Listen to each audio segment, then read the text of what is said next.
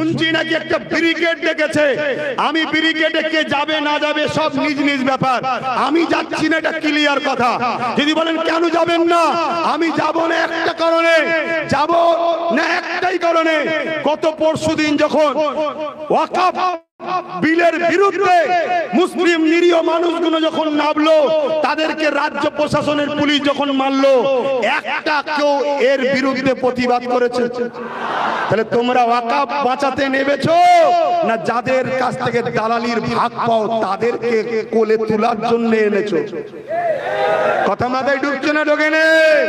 মানুষটা ছোট হতে পারি, সাহায্যটা আমার আল্লাহর আছে, মনে রাখবেন।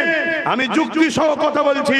এত মিছিল হচ্ছে, একটা মিছিলে শুনেছেন 3টে এমপি কেন ভোট দিল না? এদের বিরুদ্ধে সিএম কি ব্যবস্থা নিচ্ছেন আমরা জানতে চাই। কেউ বলেছে? কিন্তু আমি বলছি, একটা কেউ বলেছে শুনবেন, একটা কেউ বলেছে শুনেছেন যে আজকে আপনি ওই যে কৃষক বিল যখন বাতিল হয়ে কৃষকের যখন আইন তৈরি হয়েছিল কালা কানুন, তখন পাঞ্জাব সরকার কৃষকদের সাথ দিয়েছিল, জানেন?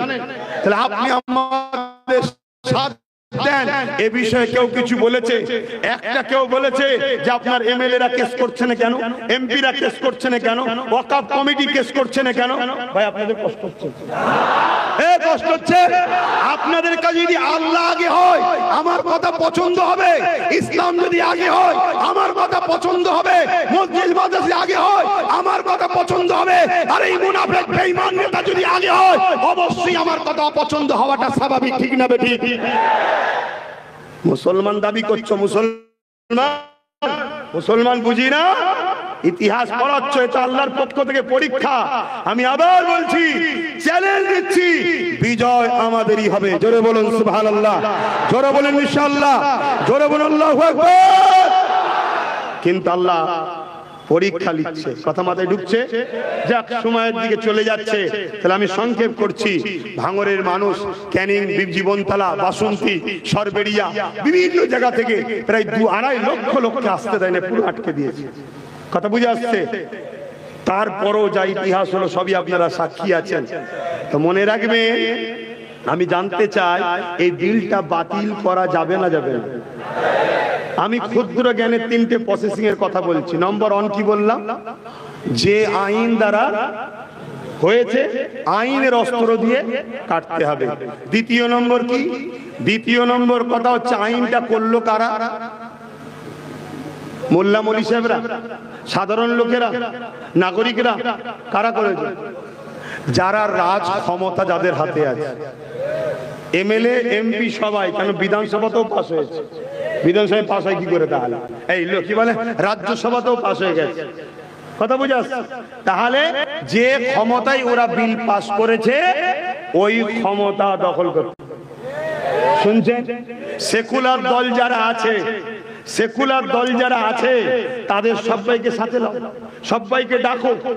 যদি বলেন না তোরা আমাদের পিছনে থাক, তাহলে জানবি আবার ঠকাবে, এই বলবে দিল্লি যাও, ওই জিতে আবার বলবে দিল্লি যাও। না, ওটা বললে হবে না। আমি যখন বলেছিলাম চেয়ারের 4টে পায়ের একটা পায়া রাখো, বলেছিলাম না বলিনি? আজকে ভেবে দেখো, একটু মাথায় ঢুকাও। রাগ করছো? একটু মাথায় ঢুকাও। ধরো না যিনি সিএম আছে উনি আছে, কিন্তু 3টে পায়া ওনার, একটা পায়া আমাদের।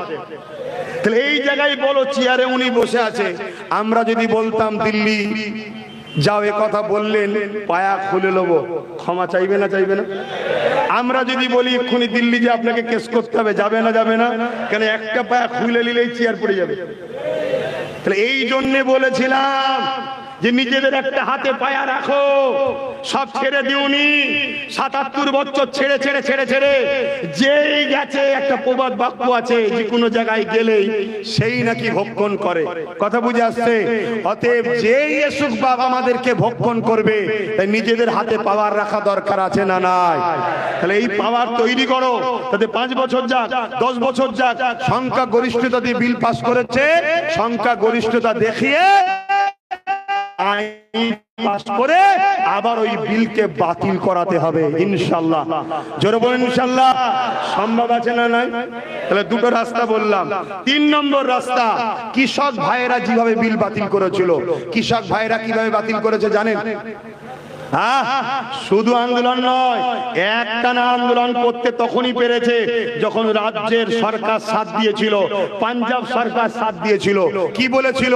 গাড়ি ভাড়া, তেল খরচ, থাকা খাওয়া সব আমার, কেউ মারা গেলে 2 লাখ 3 লাখ 5 লাখ করে টাকা দেবো, আন্দোলন করো। তাই কৃষকরা সাকসেসফুল হয়েছে। আজকে এই আইনকে বিটানো যাবে।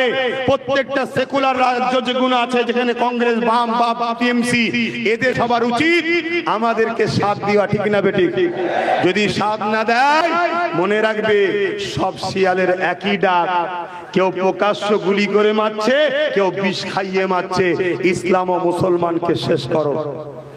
যদি সাথ না দেয়, তাহলে মনে রাখবে রসুনের মাথা কোনো আলাদা আলাদা, পিছনটা কিন্তু সব দেখবেন এক জায়গায়। মাথায় ঢুকছে? তাহলে আন্দোলন বাংলায় হবে না হবে না? জোরে বলুন হবে না হবে না?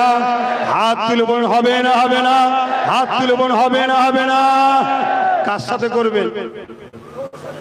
কার সাথে করবেন? যারা দালালি করতে নামছে তাদের সাথে। একটু বুঝে বুঝে কাজ করতে হবে না হবে না? হাফ প্যান্ট পরওয়ালাদের সঙ্গে ইমাম এসে করবেন না।